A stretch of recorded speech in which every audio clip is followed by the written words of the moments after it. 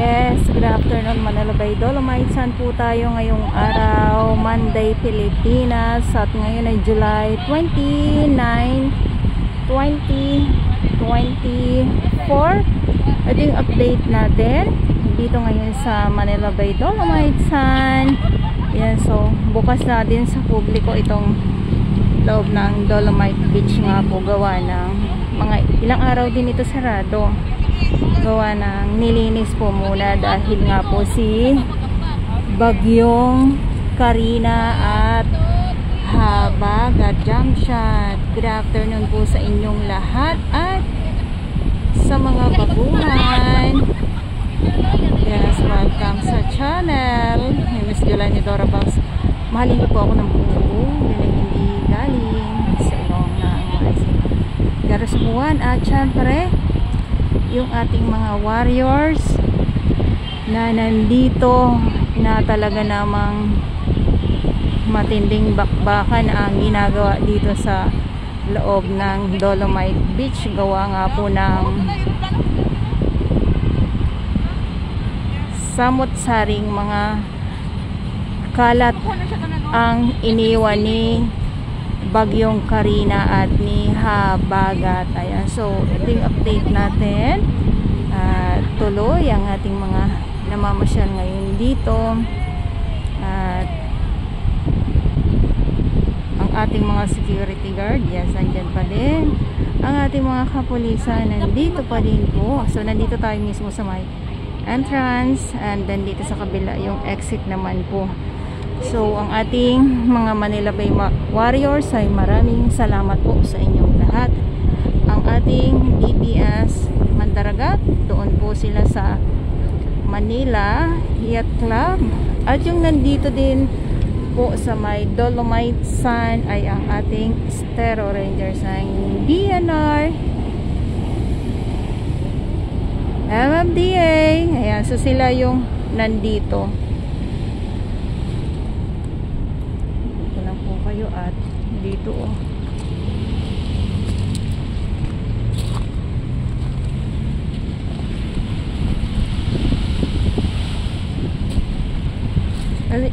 ayan, so dito mabilis lang no, mabilis nasimot ang mga basura.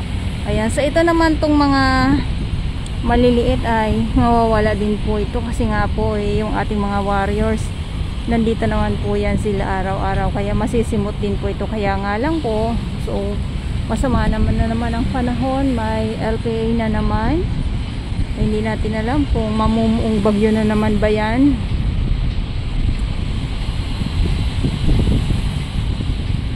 Dito sa ating dalampasigan ay may mga iilan na mga kalat. Iilan na lang po yung mga nandito. Madali lang naman na ito mawala. Kasi yung ating mga warriors ay talaga naman sama-sama madali po masimot ang kalat dito sa loob ng Dolomite. Ayan. At saka pag talagang nasimot na yung mga basura dito, alam nyo po kung ano na naman ang ating makikita dito. Ang maglilipa na ay ang mga lamang dagat. Ayan, araw-araw ko po yung binabanggit dahil talaga namang tatambak na naman po ang mga lamang dagat dito sa tabi lang.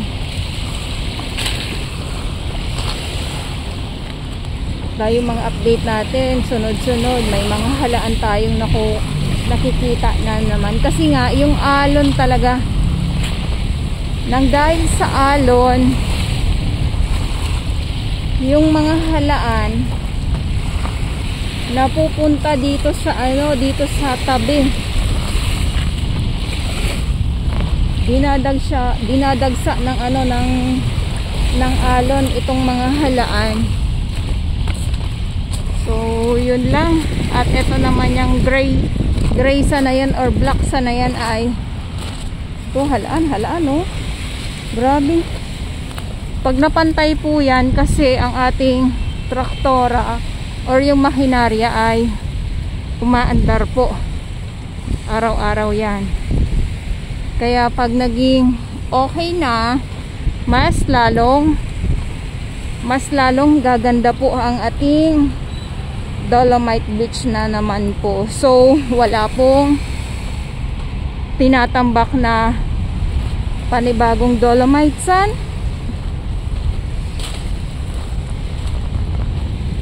At kung meron man po, naku, dito pa lang sa laot, makikita na po natin.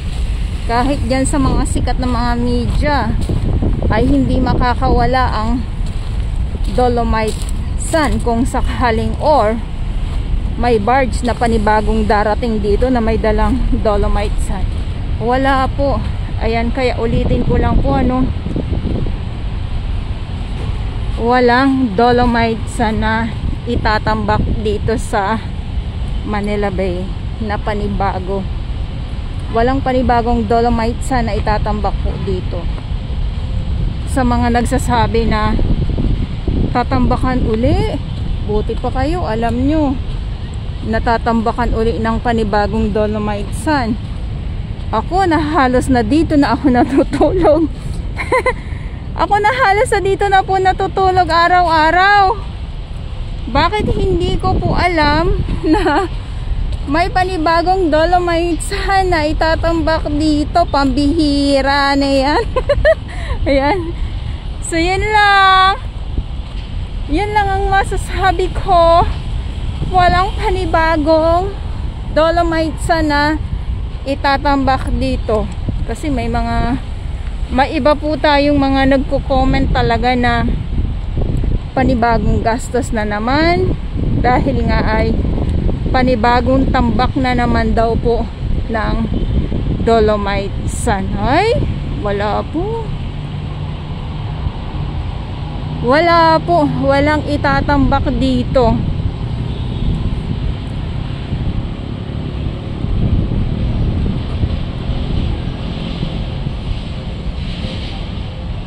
Grabe na yung view, ano. Parang ano lang, parang si Bagyong Karina at si Habagat ay parang hindi lang po. Parang hindi dumaan dito, ano. Joke lang. Ayan, so eto po ang ating sitwasyon ngayon dito sa Manila Bay Dolomite Sand. Maraming salamat po sa inyong lahat. At ulitin ko lang po, at sa mga baguhan, yes, welcome sa channel ni Miss Jolaine Dorabels. Mahalin niyo po ako ng buong buo. Yun ay hindi galing sa ilong na ang rising up. Gather sa buwan.